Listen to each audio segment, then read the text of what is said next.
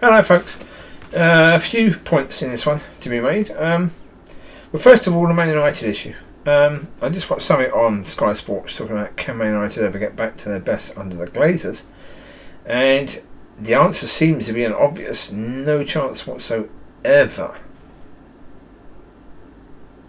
I mean, the person himself was pointing out who was talking about it, saying, they borrowed 600 million to get the shares, and the debt is still 600 million. But you put the debt on the clubs, and it's cost the club 1.2 billion so far. That's what the bloke said. No idea if that's completely true, but probably, yeah. Well, they've taken a lot of money out of the club, and they paid a lot of more interest for the loans, but they're not paying it back. Yeah, with 1.2 million, they could have paid back and spent 600 million on players. 600 million more on players than what they have, and paid the loans off. Yeah.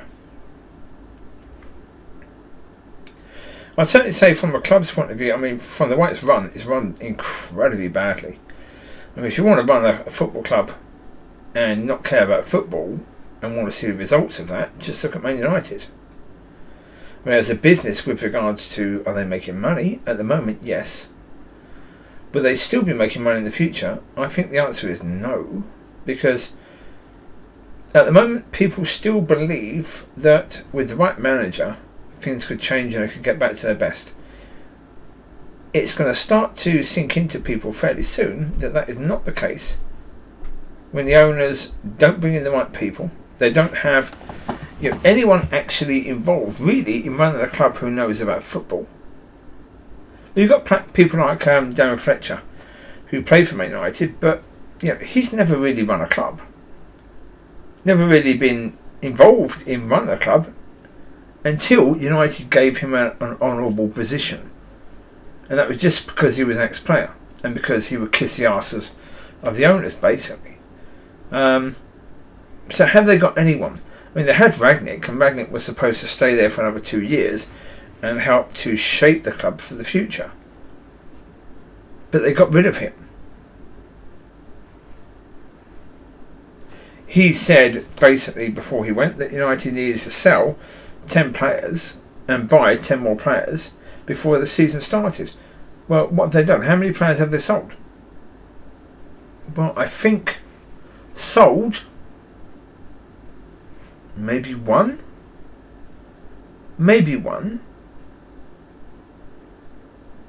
How many players have they brought in? 3. One was a free player.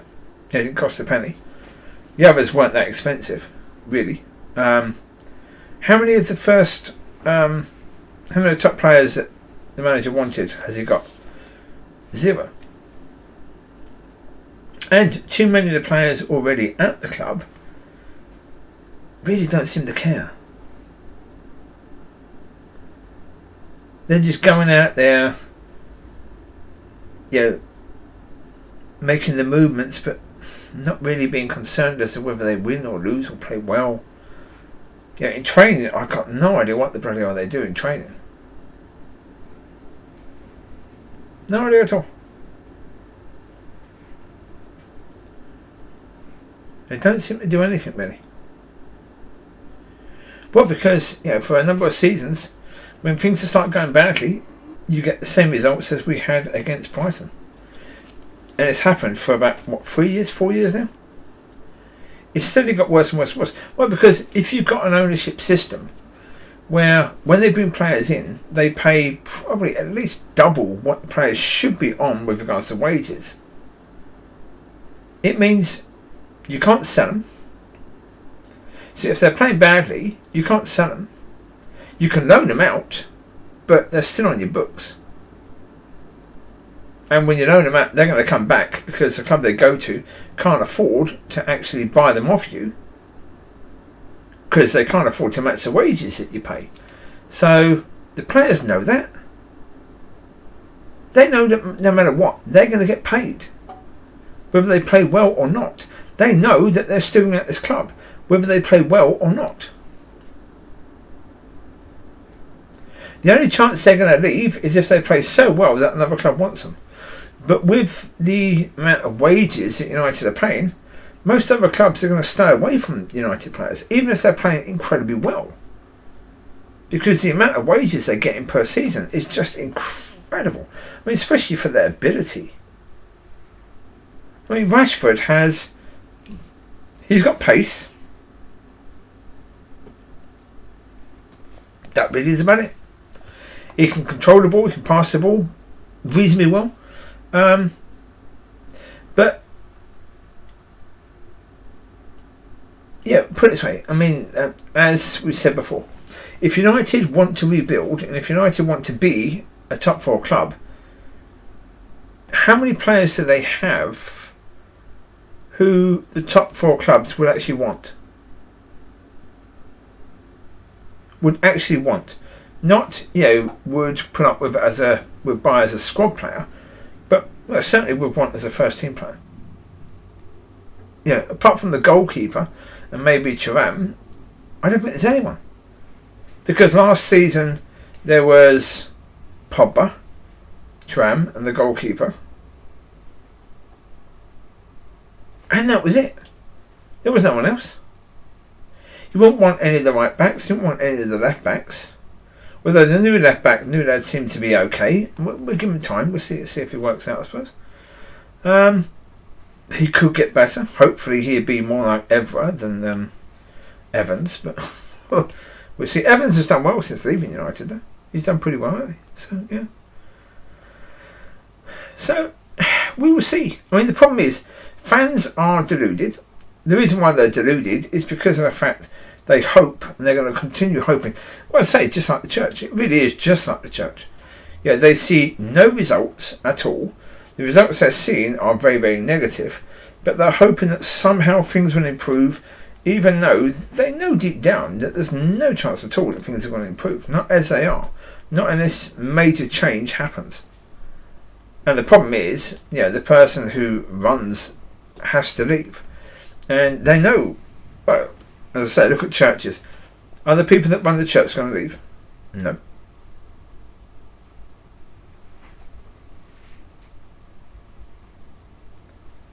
Of course not. They won't want to do that. The people that run the church don't want to leave it. They got a cushy job. They're running the church. They've probably been given a home to live in, by the church. Or certainly, well, I mean, if you're a leader, you get that prestige, don't you? You get that position, you get everyone looking to you all the time, and if you're that sort of personality where you thrive off of that, and you're a sort of god on your own, aren't you? And the football fans are the same, because do they want to admit that with the owners that we got who won't want to sell because they're still making money? Well, they won't want to sell. Some of those players are still buying merchandise and going to the games. If you're still buying shirts every season, then and if you've got 100,000 fans buying shirts every season, that's an awful lot of revenue that's coming in, and you're basically telling the owners that they're doing a fantastic job because you're supporting them. Of course, do fans want to show that they're no longer supporting their team? No.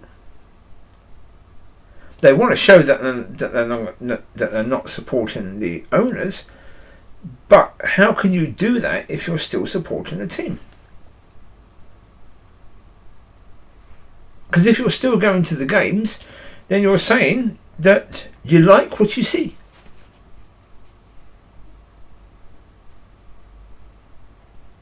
That's the reality. You're saying that you like what you see because you're still going. Some fans boo during the game, but you know what fans do when... So you know what players do when fans boo? They just say, oh, they don't know what they're talking about. Do they take it to heart and do they work hard to try and improve that? Nope, they have no interest in doing that. You can see by the results. Bruno, in his first 4 months, he played really well, but then his form started to slip. Has he ever been able to get his form back to where it was? No. So, really, should Bruno have gone this summer? Yeah, I would have sold him. If I'd have been in charge at the club, I'd have said, Bruno, you're out. Bye. You've had a whole season to improve your form. It didn't improve. That's down to you. That is not down to the manager. That really is down to you. Your form was absolute crap last season. It was crap towards the end of the first half that you were here. Towards the end of that, it was crap. But then it was crap last season for the whole of the bloody season. So come on. It was your job to do that. So we're going to see if we can move you on. Because it's obviously not working for you here. Rashford, I would have got rid of Rashford at least in this summer, if not the summer before. Martial's come back. He's looked okay. He's done reasonably well. Would I give him a bit longer? Nah, maybe. But when he went to Seville, he didn't impress. He didn't. Now, because he didn't impress there, he didn't impress at United. To a certain degree, he's been unimpressive for a number of seasons. Let him go. McTominay, Fred. I'd say Fred maybe. Keep him. McTominay, get rid of him. I don't care if he's British. I really don't. I mean, if you need a certain amount of British players in your squad, you've got a load of youth players who will put in as much effort as Fred and McTominay. Fred I like because he at least puts himself about a bit and he harasses the other team, which McTominay doesn't seem to do. But I'd happily get rid of both. The problem is, again, can they sell them? Can they sell them to a club? I don't know. I mean, if I was in charge, I'd say, right, we're going to sell these players, but we are going to promise to pay the other club. We're going to say, okay, we're going to pay 40% of their wages. Or say 30%. We're going to pay 30% of their wages for the first 2 years that you have them.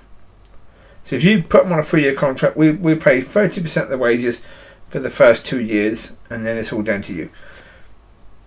That way, try and entice people to come in and get these players that clearly shouldn't be at the club. Because to say something needs to be done is an understatement of fact. Something really does need to be done. I mean, as I say, are they knackered right now, United? I think massively. I was watching something else earlier where they were talking about it, saying that Ten Hag really is incredibly fortunate, where the level of expectation for United is so low right now that if he doesn't do very well, it won't matter that much. Because the level of expectation is so low. To say the bar has been lowered, I mean, it is basically at ground level right now. It is so poor. I mean, people are suggesting that it's quite possible in the next 2 games they will have no points. And I think that's Brentford and Liverpool they're playing. They don't even expect to beat Brentford. I mean, come on. Even the Man United of the 80s would have beaten Brentford. If you look at how far United have fallen, it's just ridiculous.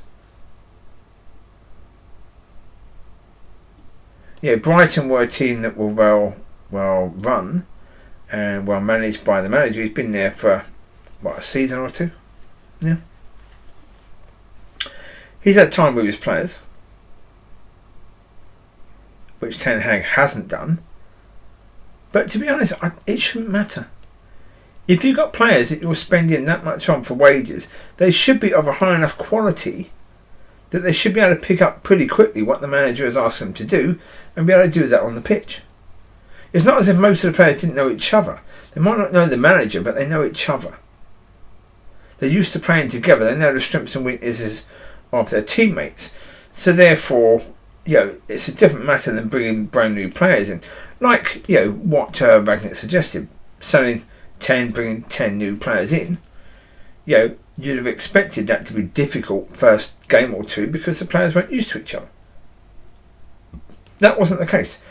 In that game, against Brighton, there was only one player who didn't play most of the games last season, and that was the new central defender.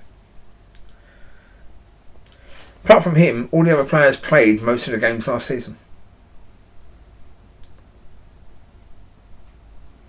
So they know each other. They trained together last season. They played together last season. And many the season before as well. So no excuses whatsoever for them to be absolutely crap. So there would be if they brought 10 new players in and 10 new players were starting. Yeah, you could say, okay, it may take them a while to settle. But you have people making excuses that it's a new manager with a new style of football. No, it isn't, not really. Because look at how Ragnick wanted them to play. Exactly the same as Ten Hag. Pretty much. There might be slight differences, but not a lot, really, between them. Pressing football, quick attacks, getting the ball up front quickly, shooting more often.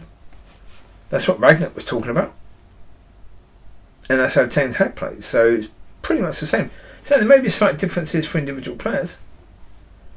But again, if you are a professional player, you should be able to handle that. Somebody asking you to play a slightly different role. If you are a good enough player and you understand football and you are technically and tactically aware, you should be fine with that. It shouldn't be an issue. But it's as if these players at Man United don't want to learn. They don't want to put in the effort. Well, again, as I say, why should they? If they're guaranteed to be at the club, and they're guaranteed that when they leave it'll be on a free transfer, right? How many players left on a free transfer in the summer? Five players left on a free transfer.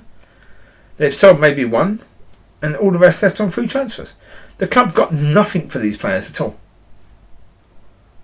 And that will be the case with the rest of the players there, pretty much. Because they're paying ridiculous amounts of money. Now, as I say, to address that, the club will have to lose.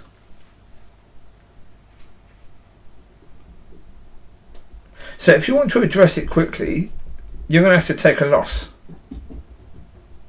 Majorly.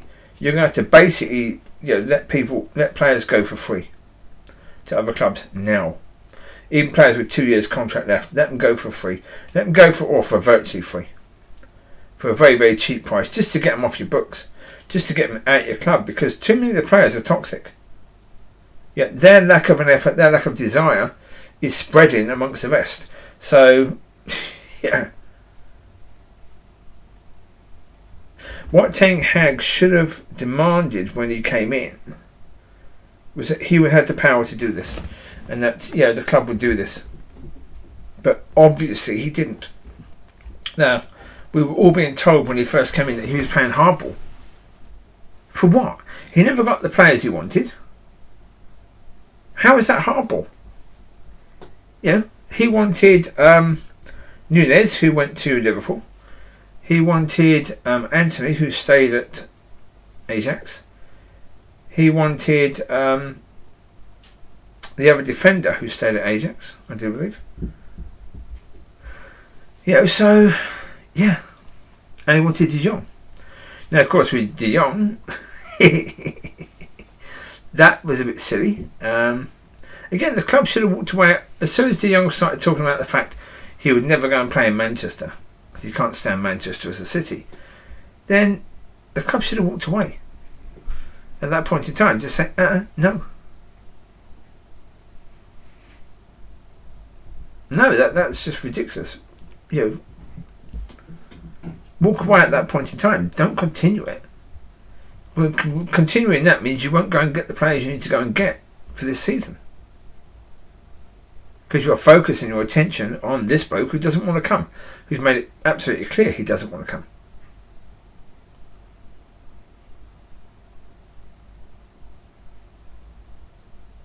come. So...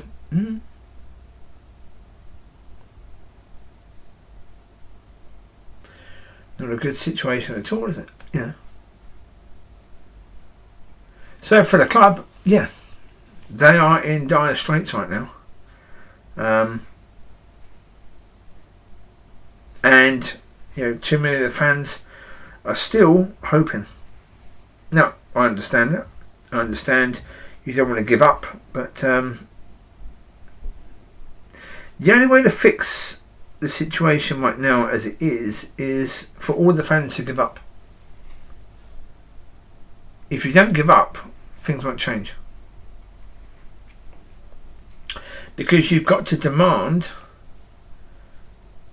incredible change happens in order to get incredible change. But if you are fairly happy with the situation, because you're hoping that things get better, you're hoping that maybe some incredibly lovely person with 200 trillion is going to come in and buy the club off of the Glazers and clear the debt and spend 2 billion next summer in bringing all the best players to the club.